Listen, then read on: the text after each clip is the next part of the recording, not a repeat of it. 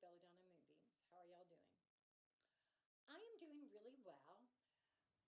As you know, last night I talked about when I was kidnapped and raped. Yeah, I said it again. So, anyway, I thought about that today and I realized that I needed to talk to y'all about ways to stop being a victim.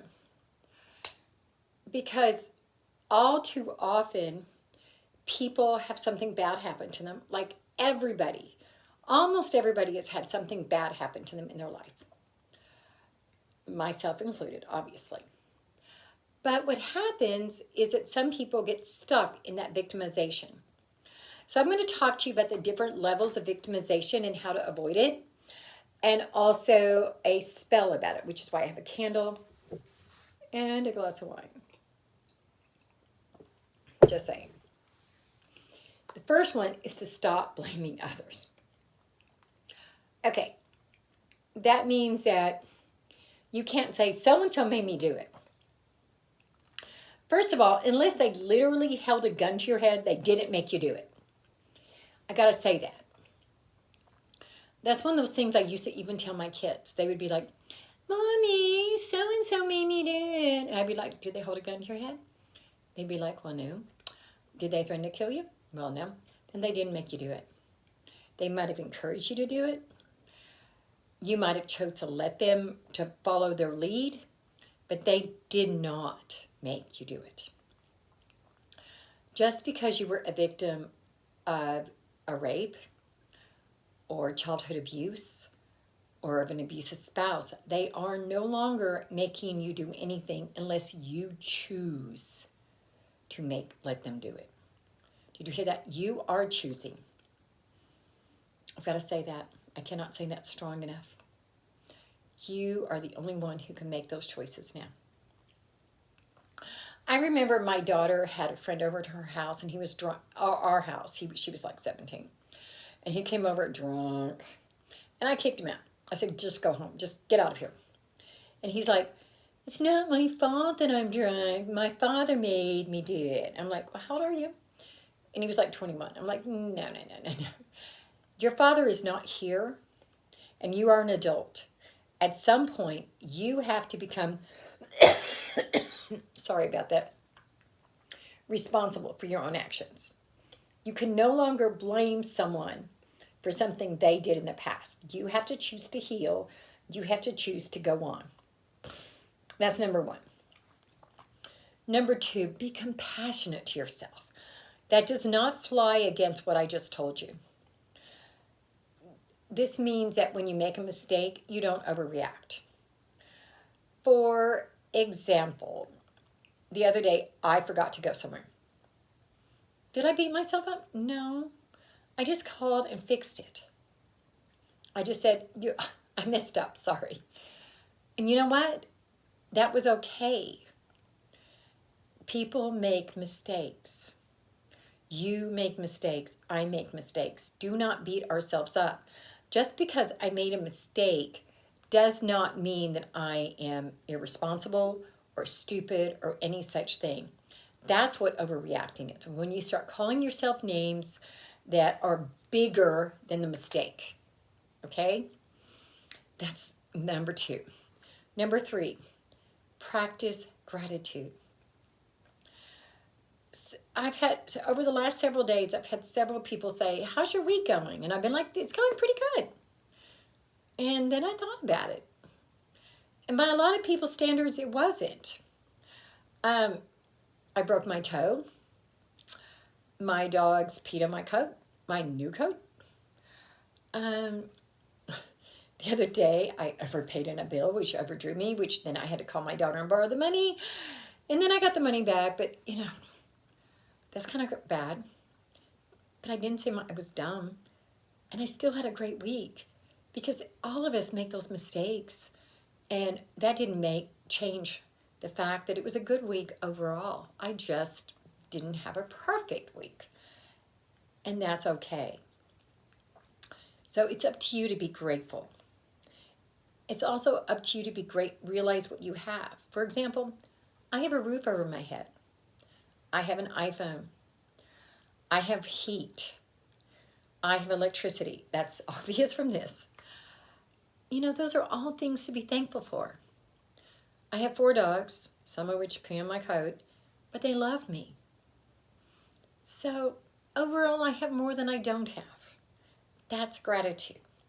Concentrate on what you do have, what is good in your life, not what is bad in your life. That's gratitude. Another one is to resist self-sabotage. Self-sabotage is things like overeating, overdrinking, overspending, being late to work, being late to a job interview, things like that. Those are the things you do to sabotage you. Perform an act of kindness for others.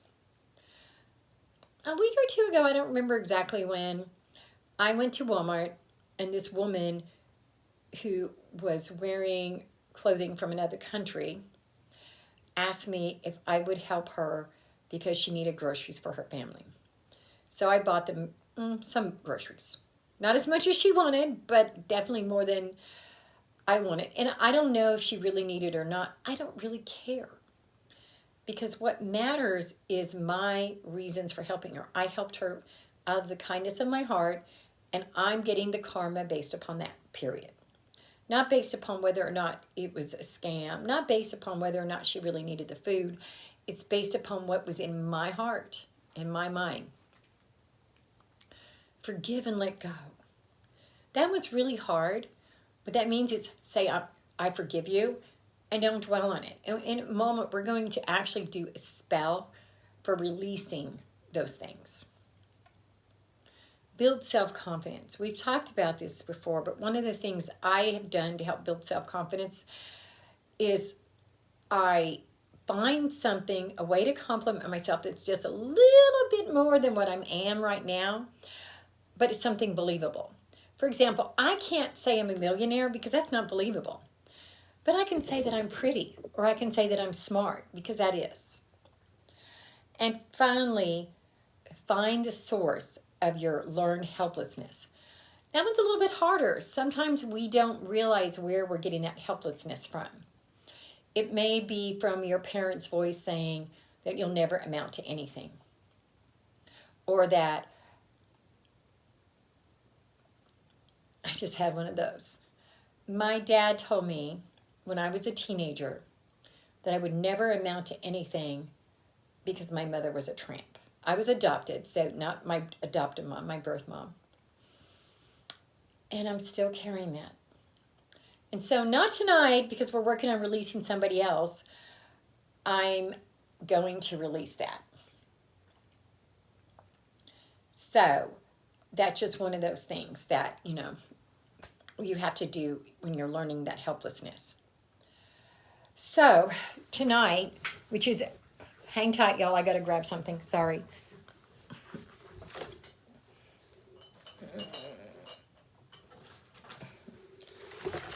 Sorry, I forgot something. I am not perfect, in case you haven't noticed. So tonight is a waning moon. So it's a perfect time to do a releasing spell. But I forgot my little pot. And I also forgot a scissors, and I don't see one. So we're going to have to fake it, okay? So the first thing we're going to do is you're going to need a glass of wine or water for this spell, along with a candle and something to write on the candle. Candle. See candle? You can use, I would choose a white candle because a white candle is for peace, and that's what we're trying to get. And for the most part, since you're feeling like a victim, you do not have peace. Now, we're going to fill our glass with wine or water. We know my preference, see? I might even choose a sweet white wine, and if I go to do this spell again, I will end up doing it with a sweet white wine, because once again, white is for peace, and sweetness, we want sweetness in our life. So we're going to cast our circle and go into alpha. Now we can write the name with our anthame, with a pen, or with a pin of the person that we're releasing. Actually, I just try to, okay, I'm going to do it with this anthame. I'm writing the name It doesn't have to be the best writing you've ever done. See?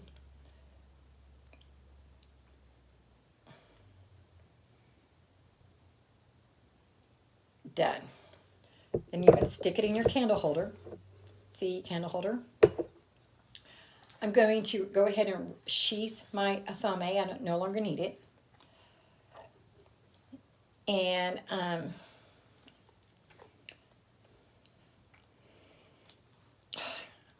why is it so hard to shut the athame? This part here. So then I'm going to say, Goddess, please, I ask of thee, set me free from the bonds of he, that they left upon my heart, as this burns, let them depart. Okay, now I'm going to light the candle.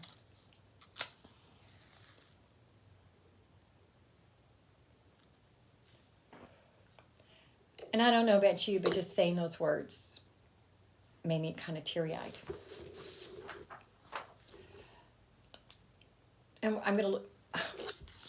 No, it blew itself out. We're going to do it again. I'm going to say those words again because I want to make sure. Goddess, please, I ask of thee, set me free from the bonds of he, that he left upon my heart. As this burns, let him and them depart. So I'm lighting my candle. As you can see, it's burning. And when you light a candle, you let it burn out completely, or you put it out with a candle snuffer, because your breath changes the energy. It changes the chemical composition. Now I'm going to take my wine and I'm going to blow on it and picture all the pain leaving the body with my breath.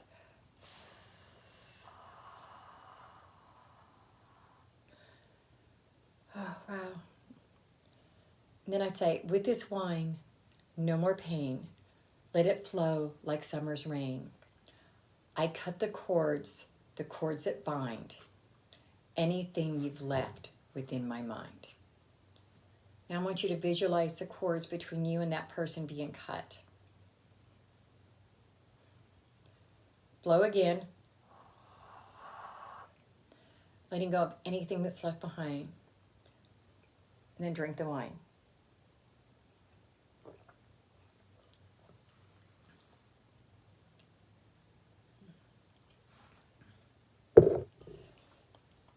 You can sit here as long as you need to. You can cry, which I'm really close to. This is your time to begin releasing the pain. And you may have to do this more than once because of the pain. If you like, you can write a letter to the person that hurt you and then burn it with the flame of the candle. So I'm going to read you the one I wrote to my rapist. Dear Tommy, I want you to know, regardless of who you are or who you have been, I forgive you. I forgive you because as long as I hold a judge, I am still claiming victimhood. As long as I am your victim, you control me, and I will not allow that. I am sorry for you. I'm sorry that your life has been wasted. I'm sorry that you are so broken that you have been locked up since 1988, except for a few short months. That's the part that makes me the saddest. Your wasted opportunities, your wasted days, and the fact that you have could have changed but chose not to. And the fact that you tried to change me and you failed. I wish things had been different. I choose to release you. I choose to forgive you. I cast you from my life and mind. I cut the ties that bind us. So mote it be. It is fixed. Now, I'm going to tear this off. Whoops, I'm going to tear it better. And I'm going to fold it so to make it easier to burn. Not too easy, because I don't want to catch me on fire. And I'm going to catch it on fire. And I'm going to put it in a cauldron and let it burn. And as that burns, so is what he did to me. I release that to the universe.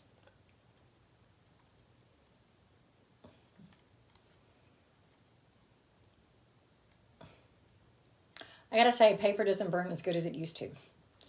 I may have to add to it. I noticed that when I was trying to start a fire this past summer, that it just doesn't burn like it used to. They apparently want us to not catch our houses on fire.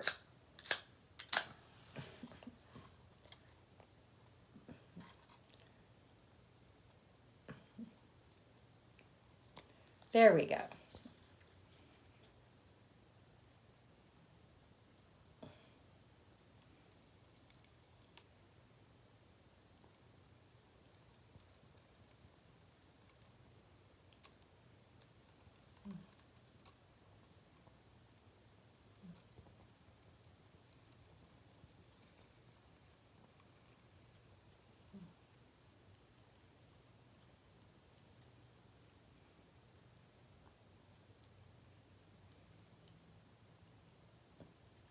Namaste, y'all.